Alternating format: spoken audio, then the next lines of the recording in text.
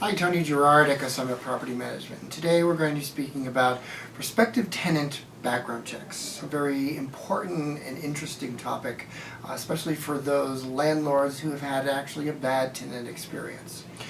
Why would you want to do a background check on a prospective tenant? Very, very simply, to minimize risk of making the wrong choice. I will tell you, as a landlord and somebody who's done a lot of background checks over the years, there is no system, process, tool, company, methodology that is infallible. You're dealing with the people factor. So even if you have done all of your homework and done the best possible background check you've got, I'll use a quote that you get out of investment. Past performance is not an indicator of future performance. You can have a tenant with you for years, and all of a sudden one day, for whatever reason, something goes wrong, something goes bad, and they turn out to be a bad tenant. It's because of the people factor. And that's the most important piece of this, is all you can be is thorough and attempt to minimize your risk. Now, here's the piece. I'm going to stop and I'm going to pause, and I want people to really reflect, especially small landlords who do one or two houses. I myself suffered from this, and people along the way that I've just interviewed have said the same thing. I'm a 20-year veteran of human resources and marketing. I have a very good judge of character. I can tell a good person from a bad person. And I can tell you that I made some of the worst tenant selections of my life using that methodology. Because these people are better at being bad than you are at determining if they're bad. But the other legal component that you need to consider is if you don't pick a prospective tenant, because your gut tells you, or you don't like the way they sound, or something just doesn't feel right for you, that's considered arbitrary. And you can't be arbitrary in your selection process. You have to be very, very consistent and use the same methodology over and over. Otherwise, you are potentially putting yourself or your client that you are representing at risk and being in violation of such statutes as the Fair Housing Act.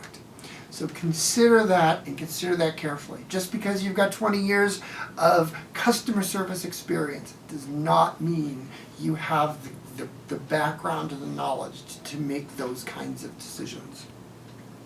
Now, what kind of background checks are we talking about here? Let's look at them very simply.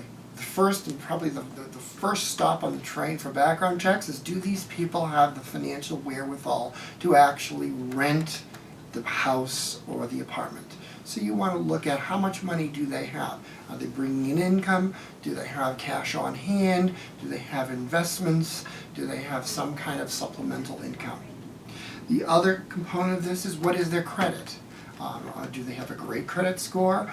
Or are the collection agencies just following them from one day to the next? They're just staying ahead of the collections agencies. Look at their employment history. If you have people that have a consistent employment history versus they've gone from job to job to job, again, that's a potential risk factor to consider. Criminal history. Here's an area that can get tricky, because criminal can be defined in a lot of different ways. You have people that have a DUI, they have a speeding ticket. Technically, that's a criminal act. But is that part of the selection criteria that you use to determine if someone can or cannot rent from you? Then knowing the difference between a misdemeanor and a felony. There's a very big difference between the two. And what kind of felony? Was it a felony for forgery, or was it a felony for murder? You have to ask yourself, what kind of felonies are there? So there's varying grades and varying degrees you need to consider when you're doing these background checks. Again, I would just say, put it holistically and define what are the key criteria that you will use to make that selection of that particular tenant, and follow that criteria the same way for every person. You can't make exceptions on this. Now, there's a little bit of a gray area when you start dealing with people from a foreign country. And I'm only going to speak briefly on this. A good example is if you're dealing with foreign students, for example, in an area where you have a large student population. Oftentimes students will be sponsored by their embassy, and so they will have to come with their student visas, they'll come with embassy papers. How the money is exchanged oftentimes goes through the embassy. For example, we have a large Saudi Arabian population of students, and their embassy is highly involved through the immigration process with also the U.S. consulate and stuff like that. The other component of this is, let's say you're dealing with an expat relocation. Then you may be involved with the relocation component of the company. Let's say it's a Fortune 100 company. You may also be dealing with their immigration specialists particularly. And they will help provide you with the appropriate information for background. Again, this is a very specialized area, and we're not going to get into large detail here, but I just want to make the people viewing this video aware that there are special areas outside of just the U.S. population. So when we do a nationwide background check, this group may not necessarily fall cleanly into it. Let me close with, while you use this criteria to make your selection, again, what are we trying to do? We're trying to minimize risk.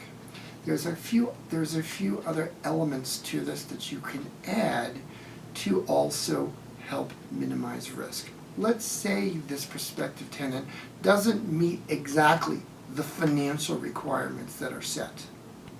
Maybe part of your selection criteria is that you can offer them the option of doubling or tripling down on their security deposit. So if their security deposit is $1,000, maybe they need to come to the table with $3,000.